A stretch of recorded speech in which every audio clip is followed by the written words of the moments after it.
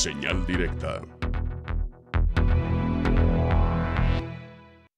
Continuamos en la tercera emisión de Señal Informativa y saludo con mucho gusto aquí en el estudio a Marco Valerio Pérez Goyaz. Él es el secretario del Trabajo y Previsión Social de Jalisco. Marco, bienvenido. Buenas noches, Carlos. Buenas noches al auditorio. Gracias por la oportunidad de poder estar aquí con ustedes. Pues en México se está dando una transformación, una reforma laboral. ¿Cómo va a incidir en Jalisco todo este cambio? Es una reforma de gran calado que entró en vigor el 1 de mayo. Tiene como antecedente la vinculación también y la modificación del TEMEC, la negociación de este Tratado de Libre Comercio de Canadá, Estados Unidos y México. Y como consecuencia de ese esquema tuvo que reformarse la ley laboral.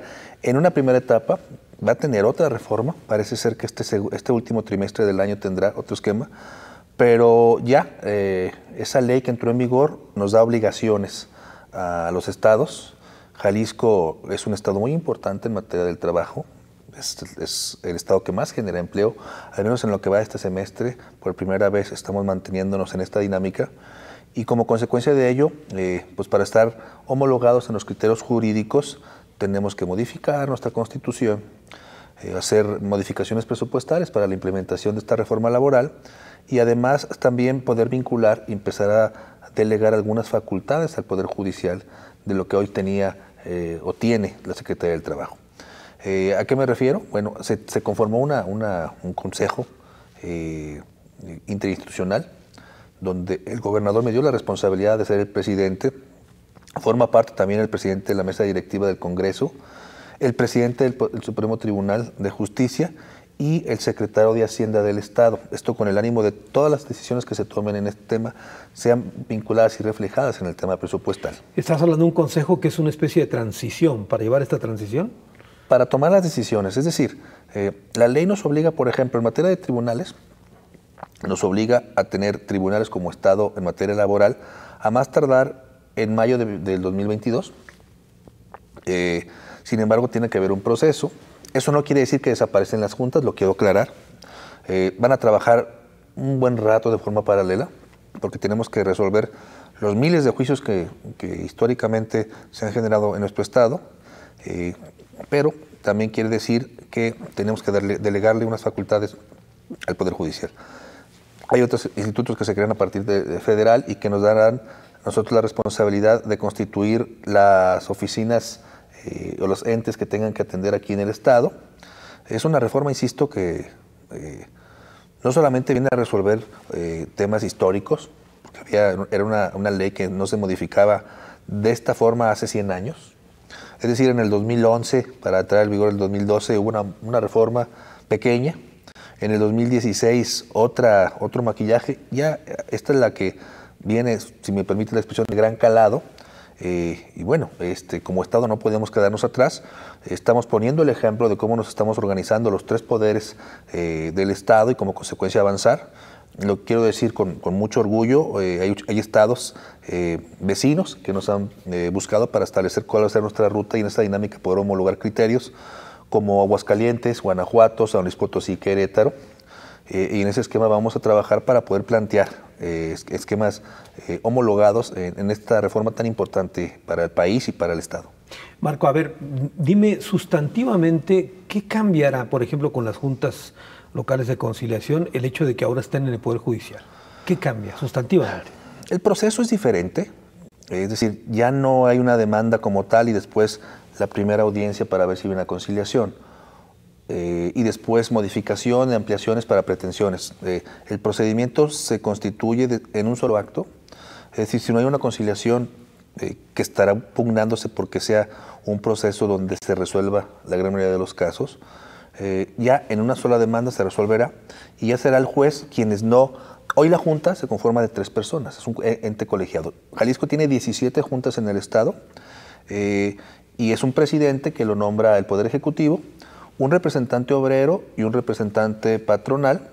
Entre los 3 se toma la decisión que se emite el laudo, que para efectos prácticos es la sentencia en materia laboral. Ya nada más va a ser unipersonal, será una persona quien emita las resoluciones en específico. Hay cambios drásticos en materia sindical en este país, en la reforma, Pero primordialmente en el tema de las juntas es que nosotros como Secretaría del Trabajo y por supuesto la Junta de Conciliación deja de recibir demandas hasta mayo.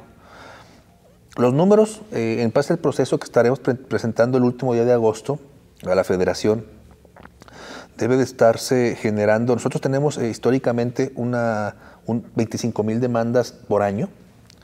Esto nos representa que pues, se fue aumentando en los últimos años hay un gran rezago, primordialmente en los últimos 6 años, tengo que decir 7 años, ha ido aumentando, nunca hubo un proceso. Históricamente 2019 va a ser un año donde vamos a resolver un porcentaje muy importante, pero además que estamos privilegiando de verdad la conciliación. Nosotros estamos evitando que existan las demandas. Si no llegan a esas 25,000 demandas, eso quiere decir que será más fácil para nosotros buscar la forma y la estrategia de resolver el rezago en materia de justicia laboral. ¿De cuánto es el rezago? Son más de 100,000 expedientes. 100,000. Nada más para poner un ejemplo, nuestro estado vecino Colima, en su informe manifestó que tiene un rezago de 1,800 demandas, nosotros tenemos 105,000. Pero prácticamente en este segundo semestre que está iniciando o apenas lleva algunos días del segundo semestre, vamos a resolver el 25% del rezago. Es decir, en el 2019 vamos a resolver no solamente las que entran de manera conciliatoria, sino además 25,000. Es decir, yo creo que una cuarta parte de esas demandas se van a resolver este año y en esa dinámica poder avanzar entre las que entran y las que se están desahogando, prácticamente concluir en el 2023-24 el trabajo de la Junta, una institución histórica, pero que ya llega a su fase final para convertirse en una autoridad judicial quien emita los fallos. ¿Esto dará una garantía de que se suprima, por ejemplo, el tema de la corrupción que tanto se cuestiona? No es una garantía, la realidad es que no lo es. La corrupción se combate de muchas maneras. Yo estoy convencido que una de las vías es la tecnología. Y en materia laboral abandonaron la tecnología para dar pauta a que la mano del ser humano entre en las dinámicas, desde la admisión o no de una demanda, desde una notificación o no. Si hay tecnología y hay una ruta, pues no hay una justificación por qué retrasar. Claro. Lo vamos a hacer. Ya iniciamos nosotros con un programa en el tema de oficialía de partes, en el tema de agendar audiencias para hacerlo públicamente en próximos 40, 50 días. Ya lo estamos trabajando. Al final del día estamos en el protocolo de prueba y error, pero que nos está permitiendo ser mucho más dinámicos en nuestras audiencias. Lo decía anteriormente, 2019 va a ser un año histórico. En 2018, por poner un ejemplo de referencia, hubo aproximadamente 18,000 conciliaciones. Hoy ya nada más de enero al último de mayo o mediados de junio prácticamente que nos sacaron, llevamos 43,000 conciliaciones. Eso nos va a dar la oportunidad de tener en promedio 70,000. ¿Qué quiere decir? Que ya no va a haber tantas demandas, que vamos a poder resolver procesos de manera distinta y eficiente sin esperar el tema de un laudo y que como consecuencia podamos dar la verdadera justicia. Esa es una de las labores y objetivos que tengo como secretario del Trabajo. Lo vamos a lograr. Hemos conformado un equipo muy importante de abogadas y de abogados capacitándolos en materia de conciliación. Esa es la verdadera justicia. No se necesita tener una demanda. Si no hay una demanda, ¿qué evitamos? La corrupción, el coyotaje, el que de verdad existe un abuso de una parte u otra y que además soportamos y fortalecemos la fuente de empleo. Porque no es justo que un laudo también mate o liquide una fuente de empleo, porque hubo un retraso en la impartición de justicia. Claro, este tema de los laudos que tú mencionas, aunque no es, digamos, general, pero también es algo que está sofocando, por ejemplo, a la administración pública. Sí, pues el Tribunal de Arbitraje de Escalafón, que apenas tienen 22 días, 23 días los magistrados, tienen una gran responsabilidad. El derecho laboral en esta reforma todavía no reforma el derecho burocrático. Estoy seguro que 2020 será un año especial. Jalisco va a involucrarse en una dinámica para ser también punta de lanza en el derecho burocrático. Ese tribunal que forma parte lo resuelve. Nosotros resolvemos muchos. Todas las OPDs, es decir, todos los organismos públicos descentralizados, todos los temas de la Universidad de Guadalajara, todos los temas del Hospital Civil, todos los temas del CIAPA, del CODE, de los DIF, lo resolvemos nosotros, pero todo lo demás, que no tiene nada que ver con los OPDs, lo resuelve el tribunal, y esa circunstancia, insisto, al no impartirse de manera expedita o rápida la justicia, trae consecuencias para todos, para el empleador, para el empleado, para el gobierno, que al final del día le cuesta mantener un expediente, horas de servidor público para desahogarlo, etcétera, etcétera. Una de las críticas que se hizo a esta reforma es en el sentido de las famosas outsourcing, que se quedó corta para tratar de meter en cintura esto. Yo desde que conocí el proyecto de reforma lo he manifestado, para mí no es la reforma que necesita el país. Muy corta, y en esa dinámica, en razón de nos escucharon, van a abrir precisamente en el último trimestre la oportunidad. Faltan muchas cosas por reformar en el tema laboral para nuestro país, pero también para efecto de vincularnos a la modernidad. Hay que preguntarnos si la jornada laboral debe de mantenerse de 8 horas o no, si los días laborables deben de ser 6 o menos, si la circunstancia por tener más días de trabajo hay más eficiencia o no, cómo se va a regular el verdadero trabajo a distancia. Ya no es, hay muchas cosas que se quedaron, es decir, el derecho individual, entendiéndose la relación unipersonal, no se ha abordado de manera profunda. Se abordó el tema sindical, se abordó el tema de la libertad sindical, se abordó temas en materia de derecho colectivo, pero en materia individual no.